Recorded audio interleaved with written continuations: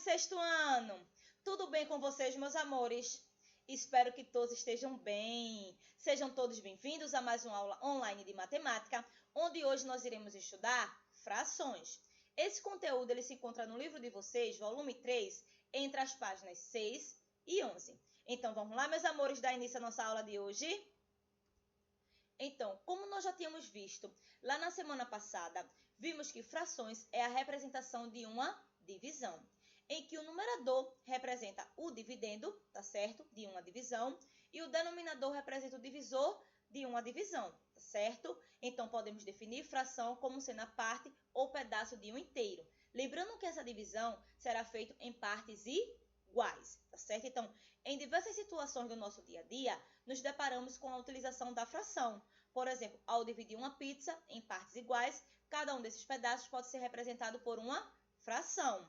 Ao dividir um bolo em partes iguais, cada um desses pedaços pode ser representado por uma fração, tá certo?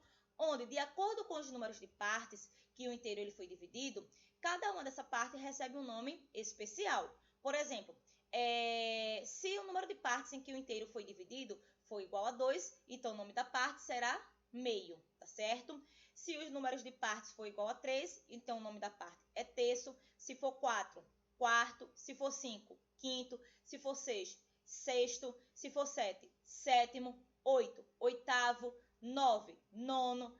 10, décimo. A partir do 11 em diante, tá certo? Nós iremos ler o número acompanhado da palavra avos. Então, 11avos, 12avos, 13avos. Se o número de partes em que o inteiro foi dividido, tá certo? For igual a 100, então o nome da parte é centésimo, tá certo? Se for 1000, o nome da parte é milésimos, ok? Então, a partir do número 11, como eu tinha falado para vocês, dizemos o número em cardinal, seguido da palavra avos. Nós iremos ler a fração normalmente, como aqui, ó, 3, 15, acompanhado da palavra avos, ou seja, 3, 15 avos. Nós iremos ler aqui 8, 32 avos, tá certo? Então, como já tinha falado para vocês, que uma fração, o número que está acima do traço horizontal é o numerador e o número que está abaixo do traço horizontal é o denominador, tá certo? Então, o denominador é o número de divisões do inteiro e o numerador é o número de partes escolhidas dessa divisão, tá certo? Então, vimos também os tipos de frações, vimos que as frações elas são classificadas em próprias, impróprias e aparentes. Uma fração ela é própria quando o numerador ele é menor do que o denominador, tá certo? Como podemos observar aqui, nós temos que todos os numeradores são menores do que os denominadores. Então, aqui eu tenho 8 e 32 avos, 3 15avos e 9 décimos, tá certo? Temos agora as frações impróprias, que são aquelas em que os numeradores, tá certo, são maiores do que os denominadores. Então, temos aqui 8 quintos, 12 nonos, 7 quartos, tá certo? Então, percebo que o numerador aqui é maior do que o denominador, o numerador é maior do que o denominador, o numerador é maior do que o denominador. E as frações aparentes são aquelas em que o numerador será múltiplo do denominador, ou seja, o numerador será divisível pelo denominador. Então, aqui eu tenho 8 quartos, 12 meio, 7 sétimos. Percebo que 8 é divisível por 4, que é igual a 2, tá certo? 12 é divisível por 2, que é igual a 6. 7 é divisível por 7, que é igual a 1. Então, em todos esses casos aqui, o numerador foi divisível pelo denominador, tá certo?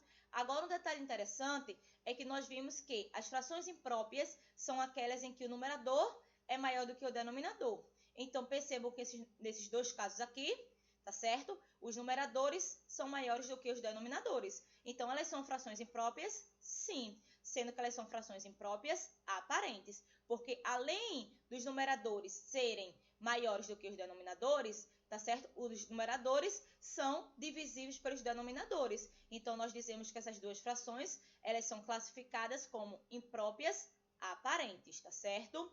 Diferente dessas daqui, porque os numeradores são maiores do que os denominadores, são frações impróprias. Porém, os numeradores não são divisíveis pelos denominadores. Então, nós dizemos que essas frações aqui, elas são frações impróprias não aparentes, tá certo? Então, temos que as frações próprias, elas representam menos que um inteiro. As frações impróprias, elas representam mais que um inteiro. E as frações aparentes, elas representam um inteiro ou mais que um inteiro, tá certo? Veremos agora o que são frações equivalentes. Então, frações equivalentes são aquelas frações em que são apresentadas de formas diferentes, mas que irão representar a mesma quantidade, tá certo? Então, observem aqui, essas 3 pizzas, elas foram divididas em partes diferentes. Nessa primeira situação, a pizza foi dividida em 2 partes. Nessa outra situação, a pizza foi dividida em 6 partes. E nessa outra situação aqui, a pizza foi dividida em 8 partes, tá certo? Então, nessa primeira imagem, das 2 partes em que essa pizza foi dividida, foi comida uma parte. Então, a fração que representa essa situação é 1/2, tá certo? Dessa outra pizza aqui, foi comida 3 partes. Então, a fração que representa essa situação é 3/6, tá certo? E nessa outra pizza aqui, percebam que ela foi dividida em 8 partes e comeu o quê? 4 partes, tá certo? Então, eu tenho aqui essas frações. Então, vamos verificar agora se essas frações elas dão para serem simplificadas, tá certo? Lembrando que simplificar é encontrar um número que dê para dividir os 2 termos ao mesmo tempo. Então, aqui, 1/2, não existe mais nenhum número maior do que 1 que dê para dividir os 2 termos ao mesmo tempo, tá certo? Agora, eu tenho 3/6. Quando eu tenho 3/6, percebo que o número 3 dá para dividir os 2 termos ao mesmo tempo. Então, dá para reduzir essa fração ainda. Então, 3 dividido por 3, 1. 6 dividido por 3, 2. Tá certo? Então, percebo que quando eu simplifiquei essa fração, ficou igual a 1/2, tá certo? E essa outra fração aqui, também iremos simplificar. Então, o número que dá para dividir os 2 termos aqui ao mesmo tempo seria 4. 4 dividido por 4, 1. 8 dividido por 4, 2. Então, percebam que essas 3 frações, elas representam a mesma quantidade. Logo, dizemos que essas 3 frações, elas são frações equivalentes, tá certo? E observando as figuras, vocês irão perceber que, apesar de elas serem divididas em partes diferentes, então a quantidade consumida de cada uma delas foi a mesma, tá certo? Então, se comemos 1/2 de pizza, é o mesmo que comermos 2/4 ou 4/8 de pizza, tá certo? Veremos agora número misto. Acredito que vocês lembrem que número misto ele é representado por uma parte inteira e uma parte fracionária, tá certo? Então, observem aqui. Como representar 2 pizzas faltando pedaços em uma fração, tá bom? Então, observem aqui essa imagem. Percebam aqui que nessa primeira imagem temos um bolo que foi dividido em partes iguais. E temos aqui um outro bolo, tá certo? Onde está sendo consumida uma parte desse bolo. Então, utilizando o número misto, um número formado por um número inteiro junto de uma fração. Aqui nós temos um bolo inteiro que foi dividido em 16 partes, tá certo? E aqui nós temos um pedaço do bolo do mesmo tamanho, tá certo? Então, podemos representar essa situação através de quê? Através de um número misto. Então, aqui eu tenho que 1 é o bolo inteiro, tá certo? E 1/16 é esse pedaço do bolo. Então, aqui nós temos 1 inteiro, 1/16 de bolo de fubá, tá certo? Então, podemos entender que o número misto ele é constituído por uma parte inteira e uma parte fracionária, ou seja, uma parte na forma de fração, tá certo? Então, aqui a leitura será 2 inteiros e 6 décimos, tá certo? Então, podemos transformar o número misto novamente em fração, mas como? Então, nós temos aqui o seguinte, 2 inteiros e 6 décimos, tá certo? Então, aqui, essas 2 partes inteiras significa dizer que 2 figuras, tá certo? Elas foram divididas em partes iguais e foi consumida todas essas partes, tá certo? E aqui nós temos o quê? 6 décimos. Então, quando nós temos uma adição com frações com denominadores iguais, nós iremos conservar esse denominador para poder somar os numeradores, tá certo? Então, aqui 10 mais 10, 20. 20 mais 6, 26. Então, a fração que representa esse número misto, ou seja, a fração imprópria que representa esse número misto, será 26 décimos. Mas existe outra forma de se fazer isso também, tá certo? Que inclusive eu acho mais simples. Quando eu tenho aqui, ó, 2 inteiros e 6 décimos, eu vou manter esse denominador 10, tá certo? E para descobrir o numerador, basta multiplicar a parte inteira, que é 2, pelo denominador, ou seja, 2 vezes 10, 20, e o resultado somar com o numerador. 20 mais 6, 26, tá certo? Então, a fração imprópria que representa o número misto 2 inteiros e 6 décimos será 26 décimos. Percebam que o numerador é maior do que o denominador, tá certo? Então, agora nós temos fração de um número. Esse conteúdo ele é bastante frequente em vários problemas em que envolve frações. Então, temos assim, Lúcia vai preparar um bolo e usará 1/7 das 28 maçãs que possui. Quantas maçãs usará? Então, aqui, 1/7 de 28. Esse de na matemática é uma multiplicação. Então, bastava vocês multiplicarem o numerador, tá certo? Por esse número, 1 vezes 28, 28, e o resultado dividir por 7. Então, 28 dividido por 7 é igual a 4 maçãs. Então, nós dizemos que Lúcia, ela irá usar 4 maçãs, tá certo? Então, agora no processo de simplificação da fração, então vamos ver o seguinte, se o divisor é menor possível, a divisão fica mais fácil. Então, é melhor simplificar a fração. Então, quando temos a fração, quando numeradores e denominadores grandes, o melhor a fazer são simplificá-los. Mas como? Então, eu tenho aqui 16 e 24 avos. Então, eu quero simplificar essa fração, tá certo? Então, eu tenho que encontrar um número que dê para dividir os dois termos ao mesmo tempo. Nesse caso aqui, eu simplifiquei os dois termos por 2. 16 dividido por 2, 8. 24 dividido por 2, 12, tá certo? Ou eu poderia simplesmente dividir os dois termos por 4. 16 dividido por 4, 4. 24 dividido por 4, 6. Mas observe que nessas duas situações, nenhuma delas eu tenho aqui frações irredutíveis, porque todos esses resultados que eu obtive aqui, tanto na primeira situação quanto na segunda situação, tá certo? Ainda dá para simplificar, tá certo? Então, nós temos que simplificar até encontrar uma fração em que não dê mais para reduzir, onde nós iremos chamar de fração irredutível, tá certo? Então, basta escolher um número que divide o numerador e o denominador ao mesmo tempo. Quanto menor a fração, melhor a simplificação. Então, observe aqui. Se não temos como simplificar mais a fração, ou não conseguimos simplificá-la de início, então aqui o mesmo exemplo, tá certo? 16 e 24 avos. Então, aqui eu simplifiquei os dois termos da fração por 4. 16 dividido por 4, 4. 24 dividido por 4, 6. Como eu havia falado para vocês, ainda existe um número que dá para dividir os dois termos ao mesmo tempo. Então, eu dividi esses dois termos por 2. 4 dividido por 2, 2. 6 dividido por 2, 3. Eu tenho 2/3. Percebam que agora eu não tenho mais nenhum número maior que 1 que dê para dividir os dois termos ao mesmo tempo. Nós dizemos que 2/3 é uma fração irredutível, porque não tem mais como simplificar, não tem mais como reduzir, certo?